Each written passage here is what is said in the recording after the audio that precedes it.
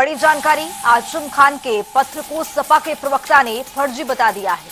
सपा प्रवक्ता फखरुल हसन चांद ने लेटर को फर्जी बता दिया है। बड़ी जानकारी, हर मौके पर समाजवादी पार्टी आजम खान के साथ खड़ी है।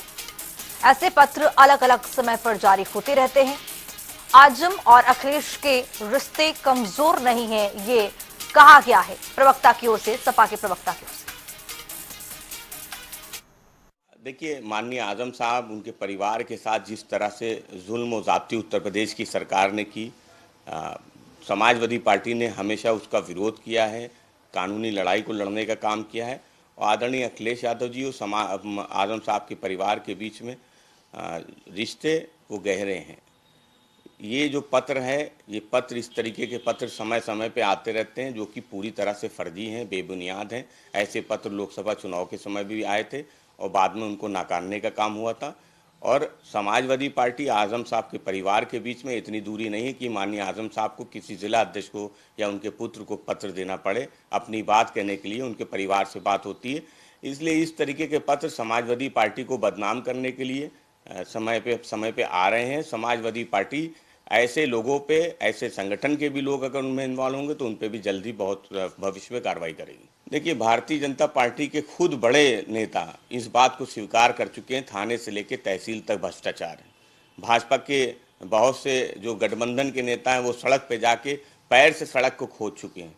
तो भारतीय जनता पार्टी में जो भ्रष्टाचार है वो अपने चरम पे है।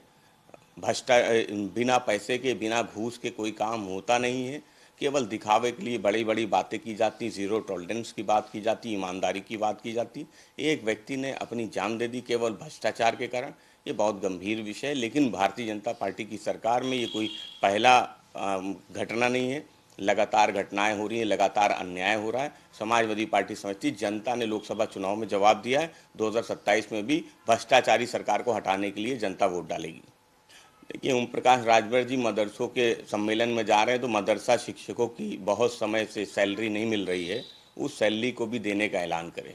जिस तरह से उनके साथ अन्याय हो रहा है, महीनों महीनों की सैलरी रह जाती है, फिर कुछ महीने की सैलरी दी जाती है। ये भारतीय जनता पार्टी की सरकार में उनके साथ ज़्यादती है।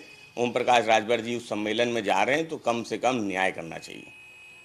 भारतीय जनता पार्टी की सरकार केवल सरकार चलाने के लिए, सरकार के खर्चों के लिए इस तरीके के बजट को लेके आने के लिए सत्र बुलाती है, सत्र छोटा रखती है, जनता के मुद्दे उठते नहीं हैं। समाजवादी पार्टी संभल के मुद्दे को लेके, किसान के मुद्दे को लेके, उत्तर प्रदेश में लगातार हो रही ज़्यादतियों को लेके सदन में चर्चा करेगी, सदन में इन मुद्दों को उठाने का काम करेगी।